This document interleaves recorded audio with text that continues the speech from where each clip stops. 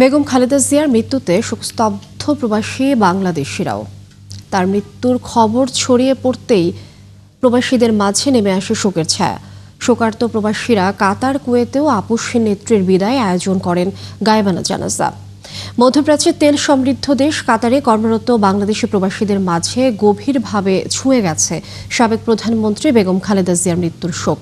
তার মৃত্যুর খবরে দোহা থেকে আল খোর, মেসাইদ থেকে ওয়াকরা সবখানেই নেমে আসে গভীর শোকের ছায়া। কাতার বিএনপি ও এর অঙ্গ ও সহযোগী সংগঠনের উদ্যোগে বাদ আসর আয়োজন করা হয় প্রিয় নেত্রীর গায়েবানা জানাজা, মিলাদ ও দোয়া মাহফিল। আপসের নেত্রী বেগম খালেদা জিয়ার মৃত্যুতে কুয়েত বিএনপি ও বাংলাদেশ কোরআন প্রশিক্ষণ কেন্দ্র গায়েবানা জানাজার আয়োজন করে। বুধবার এশা নামাজের পরে হাওয়াল্লি আবদুল্লাহ রাশেদ জিয়ারা মসজিদে বাংলাদেশ কোরআন প্রশিক্ষণ কেন্দ্রের সভাপতি হাফেজ খতিব মাওলানা নুরুল আলম জানাজায় ইমামতি করেন।